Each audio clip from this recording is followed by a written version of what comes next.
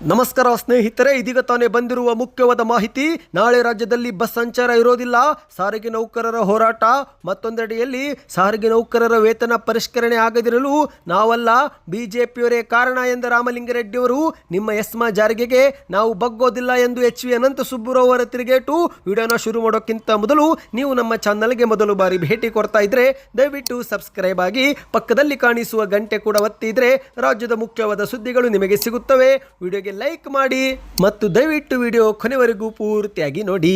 ಹೌದು ಸ್ನೇಹಿತರೆ, ನಾಳೆಯಿಂದಲೇ ರಾಜ್ಯಾದ್ಯಂತ ಅನಿರ್ದಿಷ್ಟಾವಧಿ ಮುಷ್ಕರಕ್ಕೆ ಸಾರಿಗೆ ನೌಕರರು ಕರೆ ಕೊಟ್ಟಿದ್ದಾರೆ. ಆಗಸ್ಟ್ 5ರಿಂದ ರಾಜ್ಯದಲ್ಲಿ ಒಂದೇ ಒಂದು ಬಸ್ ಕೂಡ ರಸ್ತೆಗೆ ಇಳಿಯೋದಿಲ್ಲ ಎಂದು ಸಾರಿಗೆ ನೌಕರರು ಪಣವನ್ನ ತೊಟ್ಟಿದ್ದಾರೆ. ಇನ್ನೊಂದು ಕಡೆ ಆದರೆ ಮತ್ತೊಂದೆಡೆಯಲ್ಲಿ ಸಾರಿಗೆ ಸಚಿವರಾಗಿರುವ ರಾಮಲಿಂಗಾರೆಡ್ಡಿ ಅವರು ಒಂದು ಹೊಸ ಆರೋಪವನ್ನ ಮಾಡಿದ್ದಾರೆ. ಅದೇನೆಂದ್ರೆ ಸಾರಿಗೆ ನೌಕರರ ವೇತನ ಪರಿಷ್ಕರಣೆ ಆಗದೇ ಇರಲು ನಾವಲ್ಲ, ಬಿಜೆಪಿಯವರೇ ಕಾರಣ ಎಂದು ಹೇಳಿಕೆಯನ್ನು ಕೊಟ್ಟಿದ್ದು. ಹೌದು, ಬಿಜೆಪಿಯವರ ಆದೇಶದಿಂದಲೇ ಎಲ್ಲವೂ ಕೂಡ ತಡವಾಗ್ತಿದೆ, ನಾವು ಹಿಂಬಾಕಿ ವೇತನ ಕೊಡೋಕು ಕೂಡ ಆಗುತ್ತಿಲ್ಲ ಎಂದು ಮಾಧ್ಯಮಗಳ ಮುಂದೆ ಹೇಳಿದ್ದಾರೆ. ಹಾಗಾದ್ರೆ ಬಿಜೆಪಿ ಸರ್ಕಾರದ ಆದೇಶದಲ್ಲಿ ಏನಿತ್ತು ಎನ್ನುವುದನ್ನು ನೋಡುವುದಾದರೆ, ಬಿಜೆಪಿ ಸರ್ಕಾರದ ನಿಯಮದ ಪ್ರಕಾರ ಸಾರಿಗೆ ನೌಕರರ ಸಂಬಳ ವೇತನ ಪರಿಷ್ಕರಣೆ 4 ವರ್ಷಗಳಿಗೊಮ್ಮೆ ಮಾತ್ರ ಮಾಡಬೇಕು ಎನ್ನುವುದು ಒಂದು ನಿಯಮವಿದೆ. ಹೌದು ಗೆಳೆಯರೆ, ಈ ಒಂದು ಹಿಂದೆಯೂ ಕೂಡ 2012ರಿಂದ 2016ರವರೆಗೆ ವೇತನ ಹೆಚ್ಚಳ ಮಾಡಿದಾಗ 2012ರಿಂದ ವೇತನ ಪರಿಷ್ಕರಣೆ ಮಾಡುವುದಾಗಿ ಆದೇಶದಲ್ಲಿ ಬರೆಯಲಾಗಿತ್ತು. ಅದೇ ರೀತಿ 2016ರಿಂದ 2020ರವರೆಗೆ ವೇತನ ಹೆಚ್ಚಳ ಮಾಡಿದಾಗ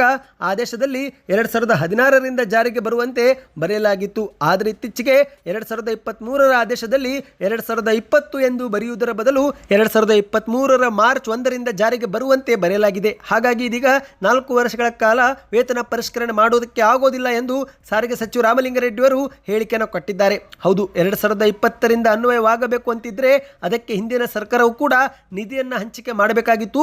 ಆದರೆ ಅವರು ಅದು ಕೂಡ ಮಾಡಿಲ್ಲ.